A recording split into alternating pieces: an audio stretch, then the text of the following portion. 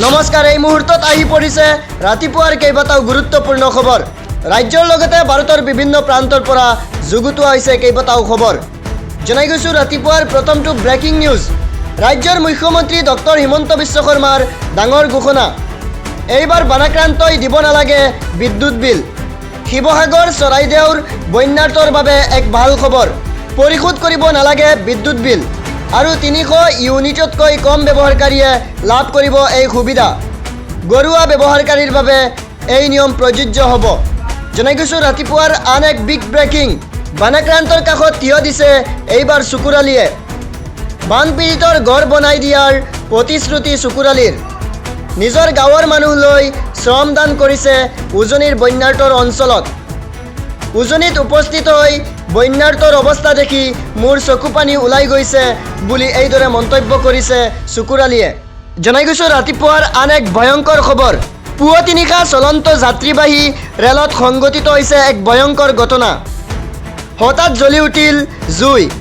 দপদপাই জ্বলি ছাই হ'ল যাত্ৰীবাহী ৰেলখনৰ কেইবাটাও ডবা। বিহাৰৰ সহৰসা জিলাত এই ঘটনা সংঘটিত হৈছে। শিহৰণকাৰী দৃশ্যই যাত্ৰীসকলৰ মাজত সৃষ্টি কৰিছে হাহাকাৰ অৱস্থা। সহৰসাৰ পৰা সমষ্টিপুৰলৈ গৈ আছিল ৰেলখন। চিমৰ বখতিয়াৰপুৰ ৰেলৱে ষ্টেচনত এই ঘটনা সংঘটিত হৈছে। এই ভয়ংকৰ অগ্নিকাণ্ডৰ ঘটনাত সমগ্ৰ দেশজুৰি তীব্ৰ চাঞ্চল্যৰ সৃষ্টি কৰিছে। আহি পৰিছে ৰাতিপুৱাৰ আন এক খবৰ। 4দিনীয়া ভ্ৰমণ কাৰ্যসূচীৰে উজনি অসম ভ্ৰমণ কৰিব ৰাজ্যৰ মুখ্যমন্ত্ৰী ডক্টৰ হিমন্ত বিশ্ব শৰ্মাই। 2 পৰা 5 আগষ্টলৈ উজনিত থাকিব মুখ্যমন্ত্ৰীগৰাকী। ভ্ৰমণসূচীৰ প্ৰথম দিন কটাইছে ডিব্ৰুগড়ত মুখ্যমন্ত্ৰীগৰাকীয়ে।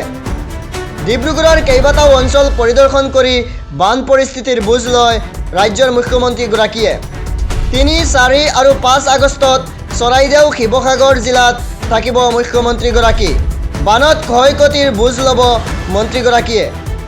ঠাইখিনি পৰ্যবেক্ষণ কৰি চলি থকা বান সাহাৰ্য আৰু পুনৰ সংস্থাপনৰ কাম কাজ চলোৱা হ'ব। চৰকাৰী তথ্য অনুসৰি এই পৰ্যন্ত 82 জনৰ মৃত্যু হৈছে প্ৰলয়ংকাৰী বানত। জনাই গৈছোঁ ৰাতিপুৱাৰ পৰৱৰ্তী খবৰ। বিধায়ক শ্বেৰমান আলীৰ নেতৃত্বত উজনিত শ্ৰমদান কৰিব নামনিৰ সংখ্যালঘু যুৱকে। বিধায়ক শ্বেৰমান আলীৰ নেতৃত্বত উজনিলৈ সংখ্যালঘু যুৱকৰ এক বৃহৎ দল যাব। শ্বেৰমান আলীৰ নেতৃত্বত 70জনীয়া সংখ্যালঘু যুৱকৰ দল যাবলৈ সাজু হৈছে। উজনিৰ বানাক্ৰান্ত পৰিয়ালৰ ঘৰত বোকা পলস আঁতৰাব নামনিৰ যুৱকে আৰু লগতে শিৱসাগৰত বাহৰ পাতি শ্ৰমদান কৰিব শ্বেৰমান আলীৰ নেতৃত্বত থকা দলটোৱে। জনাই গৈছোঁ ৰাতিপুৱাৰ আন এক ব্ৰেকিং নিউজ। পাকিস্তানৰ উত্তৰ পশ্চিম সীমান্তৱৰ্তী ৰাজ্য খাইবাৰ পখতুনখাৱাত পুনৰ সন্ত্ৰাসবাদী আক্ৰমণৰ ঘটনা সংঘটিত হৈছে। জিলাখনত আয়োজিত এক বিশাল শান্তি ৰেলীক লক্ষ্য কৰি চলোৱা আত্মঘাতী বিস্ফোৰণত কৰ্মকৰ্তা আৰু সাধাৰণ নাগৰিকসহ প্ৰায় 14জন লোকৰ মৃত্যু হয়।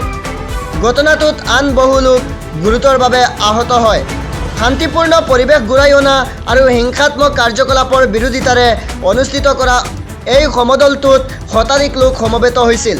সমদলটো এটি ব্যস্ত পথেদি পাৰ হৈ যোৱাৰ সময়তে আত্মঘাতী সন্ত্ৰাসবাদীজনে বিস্ফোৰক ভৰ্তি জেকেট ফেটাই এই আক্ৰমণ চলায়। বিস্ফোৰণৰ প্ৰাবল্য ইমানেই তীব্ৰ আছিল যে তিতাতে কেইবাজনো লোকৰ মৃত্যু ঘটে। আহতসকলক লগে লগে স্থানীয় হাস্পতাললৈ প্ৰেৰণ কৰা হয়, য'ত কেইবাজনো লোকৰ অৱস্থা অত্যন্ত সংকটজনক বুলি জানিব পৰা গৈছে। সমগ্ৰ খাইবাৰ পখতুনখোৱা অঞ্চলটোত নিৰাপত্তা ব্যৱস্থা কটকটীয়া কৰি তোলা হৈছে আৰু পলাতক কোনো সহযোগী আছে নেকি তাৰ সন্ধানত তালাচী অভিযান তীব্ৰতৰ কৰা হৈছে।